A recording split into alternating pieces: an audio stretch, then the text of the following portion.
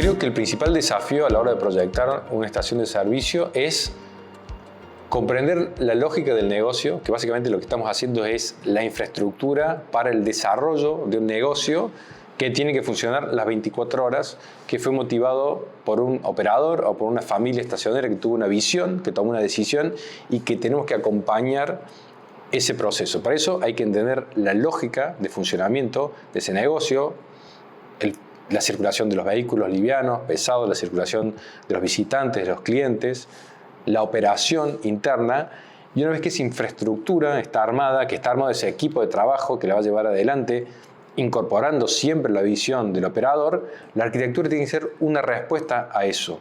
Eso cambia completamente el enfoque de acción, porque si todos de arranque comprendemos esa lógica, el resultado siempre es superador, está alineado desde el inicio y los resultados en términos de calidad y plazo son siempre superadores en nuestra experiencia. Hoy las estaciones tienen que responder como respondían al cliente que está de paso, que va para cargar combustible solamente, y también para aquel que elige una estancia más prolongada, para el que quiere ir a consumir, a descansar, a tener una reunión breve o incluso a trabajar. Entonces, la lógica de la arquitectura tiene que responder a esas dos dinámicas, como el caso, por ejemplo, de Marco Juárez, donde con las salas de coworking se atiende también a esa necesidad. Por otro lado, también el combustible o las formas de energía que la gente va a buscar a la estación han cambiado, proponiéndote estancias más prolongadas también, y hay que responder a esa necesidad. Entonces, la arquitectura empieza a ofrecer herramientas como los espacios de transición, los espacios interior-exterior, espacios más confortables también para permanecer más tiempo, como decimos, las galerías también, protección solar. Entonces, todo ese elenco de herramientas hacen que la experiencia del cliente sea superadora, más agradable y por lo tanto que nos elijan más. La experiencia del cliente es clave para que justamente esa persona nos vuelva a elegir. Si no comprendemos qué es lo que estamos ofreciendo a esa persona y el contexto también de competencia que hay en estaciones de servicio, es muy difícil superar a la competencia. De manera que la experiencia es el recorrido que va a hacer el cliente, que muchas veces es distinto. No es lo mismo quien va a cargar combustible y se va, que quien va al shop a quedarse a trabajar o a tener una reunión breve o simplemente usar los servicios. Entonces, comprender todo ese recorrido y dotar a la estación y a la arquitectura de las condiciones necesarias para favorecer esa experiencia es clave para el éxito de la estación, sumado al servicio, sumado a la atención, sumado al producto. Pero comprender que la experiencia se dota de todas esas variables es clave para entender la arquitectura y la proyección de esa estación. El principal problema que vemos en análisis de estaciones de servicio es cuando no fueron pensadas en forma integral desde un inicio. ¿Qué significa esto?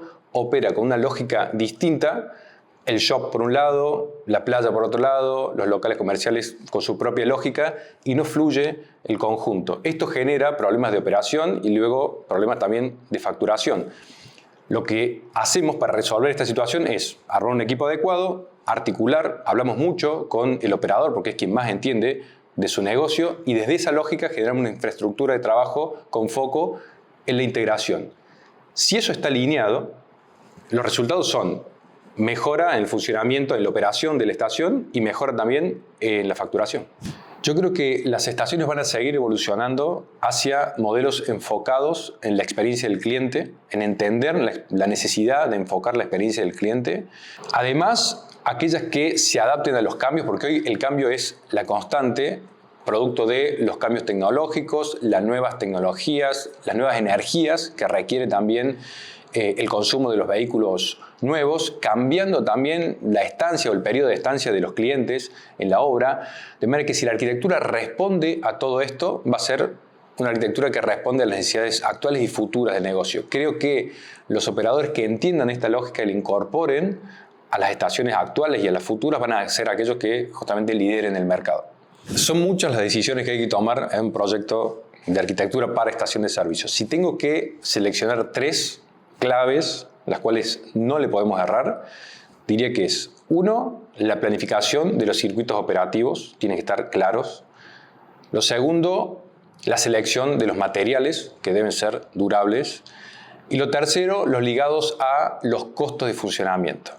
¿Por qué? Porque si eso está bien encarado desde el arranque, la vida útil de la estación de servicio va a ser mucho menos costosa y la rentabilidad va a ser superior.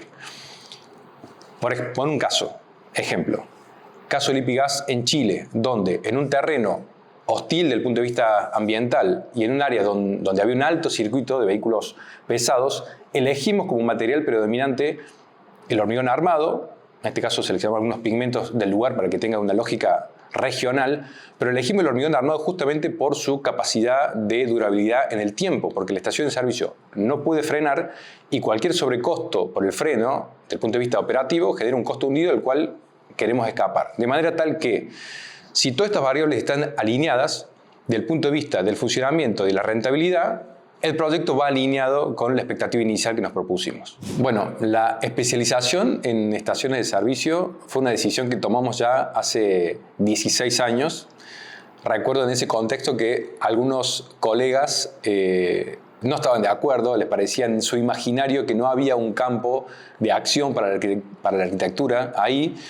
Yo venía de una experiencia de trabajar con empresas grandes, de trabajar en Europa, y sí vi en ese momento un campo de acción para la experiencia en arquitectura que estaba vacante.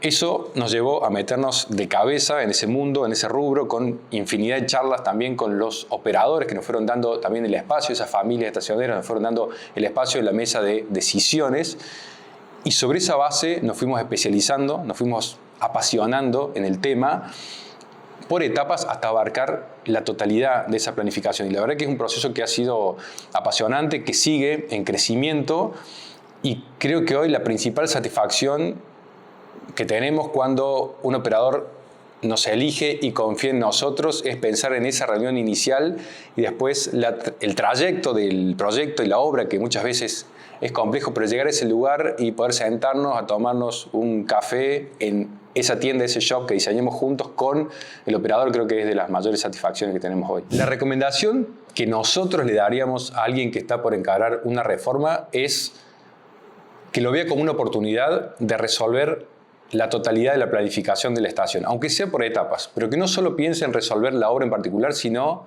en una visión integral y sistémica. De esa forma se complementa mucho más la visión del operador con el equipo profesional. Básicamente que no se mande solo, que incorpore la visión profesional de un equipo, que haga sinergia, que se complemente, y de esa forma el resultado siempre es superador. Siempre nos ha dado resultado encararlo de esa forma. ¿Qué aportamos nosotros usualmente en este tipo de procesos?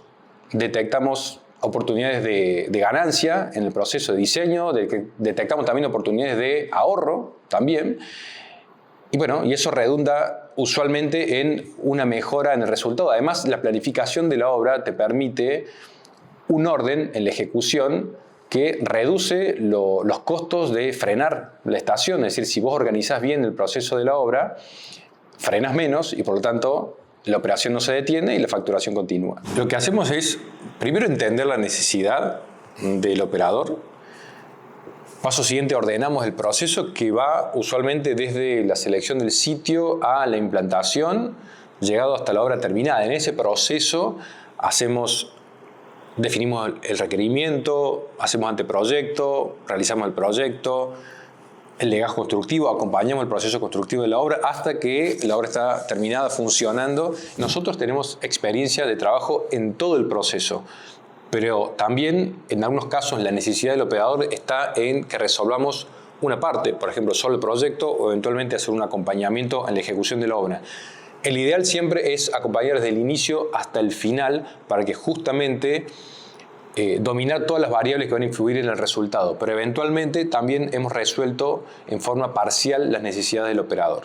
El paso a paso arranca en la factibilidad, factibilizar, digamos, el proyecto en un lote en particular, luego el desarrollo del anteproyecto, que básicamente es una visión general de lo que va a ser la inversión para tomar decisiones en esa instancia preliminar. El paso siguiente lo llamamos etapa del plano municipal, que es la presentación ante los entes también de control. Luego lo que llamamos el legajo de obra, el legajo de proyecto, que es la base de cotización para ejecutar la obra. Y finalmente el acompañamiento de la construcción de la obra por medio de una dirección técnica por medio de un seguimiento técnico, donde acompañamos también los requerimientos de cotización para ir incorporando los asesores y las empresas contratistas que van finalmente a construir la obra. Todo ese acompañamiento, todo ese elenco de pasos son parte de nuestra oferta de servicio. Si se estructuran los procesos, los resultados siempre son superadores en términos de calidad, en términos de plazo, en términos de costo, en términos de expectativas. En la medida que, como te mencionaba, lo abordemos en forma integral, armando un equipo de asesores, operador y equipo de trabajo, los resultados siempre son superadores porque se conforma una especie de sinergia de trabajo en el cual el foco está en esa infraestructura y luego se va cocinando el proceso hasta el final. En ese involucramiento desde un inicio hace de que todas las partes colaboren desde su conocimiento específico para obtener ese resultado final. Pero tiene que estar claro de arranque hacia dónde vamos, que básicamente deviene de, como decíamos inicialmente en la entrevista, de comprender cuál es el requerimiento del negocio, entender cuál es la lógica, hacia dónde vamos, y que la arquitectura sea una respuesta de eso, y que eso sea consensuado también es clave. Por eso la comunicación, en este caso, durante el proceso y durante la obra es fundamental.